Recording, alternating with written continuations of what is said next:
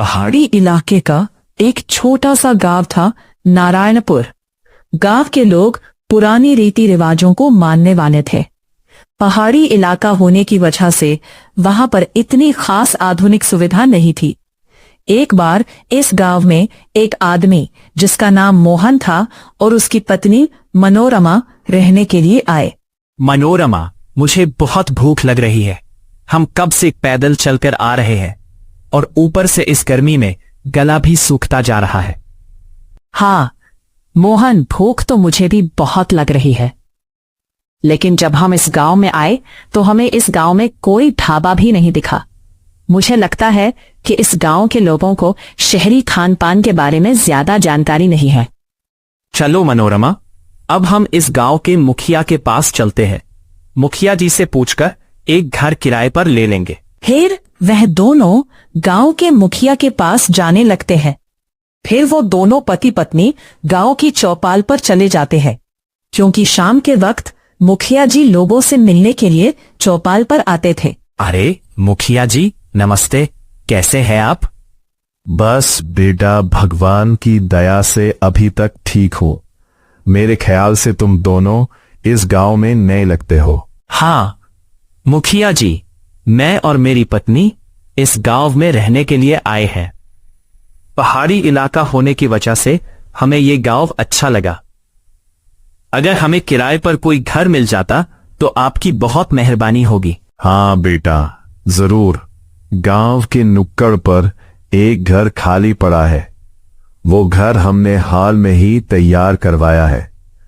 अगर तुम्हें वहां रहने में कोई परेशानी ना हो तो तुम उसी घर में रह सकते हो।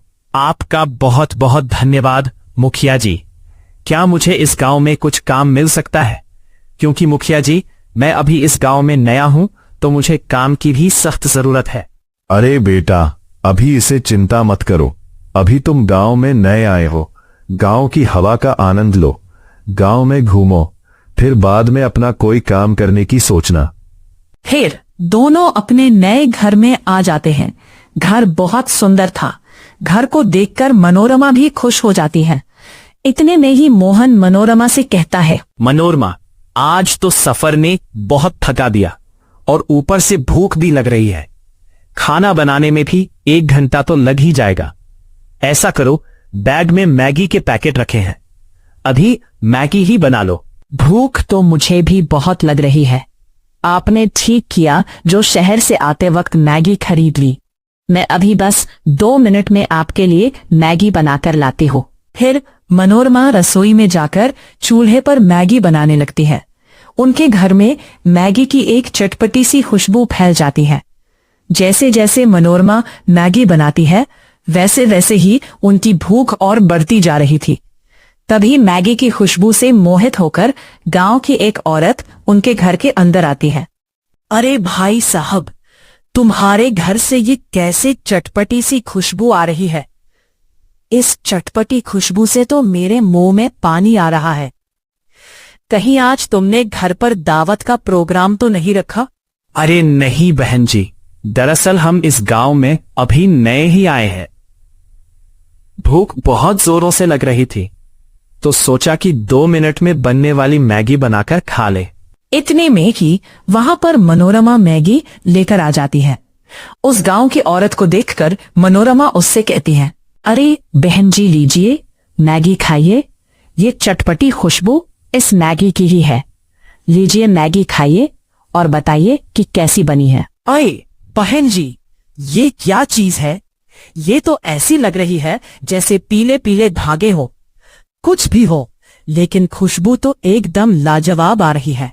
इसमें फिर मनोरमा उस गांव की औरत को मैगी देती है। वह औरत मैगी खाने लगती है। शायद उसने पहली बार मैगी खाई थी। फिर मोहन और मनोरमा उसे अपने बारे में बताते हैं। बहन जी, हम इस गांव में आज ही आए हैं और हमें घर चलाने के लिए काम की सख्त जरूरत है। मुखिया जी कह रहे थे कि गांव में काम मिलना मुश्किल है। अब तुम बताओ बहन, हम क्या करें? अरे बहन जी, तुम्हें काम करने की क्या जरूरत है? जब तुम इतनी अच्छी मैगी बना लेती हो, अपना खुद का मैगी बेचने का काम करो और गांव में कोई खाने का ठेला भी नहीं है। इसीलिए कह रही हूं, तुम्हारे मैगी का ठेला जोरों से चलेगा। लेकिन बहन जी, क्या गांव के लोग हमारी मैगी खाना पसंद करेंगे? क्योंकि मैंने सुना है कि गांव के लोग घर पर बना हुआ भोजन ही खाते हैं। तो क्या ऐसे गांव में हमारा मैगी का ठेला चल अरे भाई साहब, आजकल गांव के लोग सब कुछ खा लेते हैं। बस खाने का स्वाद इनकी जीभ पर चढ़ना चाहिए। ठीक है बहन जी, मैं फिर एक दिन में मैगी के ठेले का इंतजाम करता हूं। देखते हैं गांव वाले मैगी खाते हैं या नहीं। फिर रात के समय दोनों पति पत्नी इस बात पर विचार करते हैं कि उन्हें गांव में मैगी का ठेला लगाना चाहिए या नहीं। मोहन, मैं तो कहती हूं कि आप गांव में मैगी का ठेला लगा ही लीजिए। वैसे भी जब हम गांव में आ रहे थे तब गांव में एक भी खाने का ठेला नहीं दिखा, और मैगी तो 2 मिनट में बनने वाली चीज है। मनोरमा, सोच तो मैं भी रहा हूं ठेला लगाने के बारे में, लेकिन मुझे फिर गांव के लोगों का ख्याल आता है। मनोरमा, गांव के लोगों का स्वभाव शहरी लोगों से अलग होता है।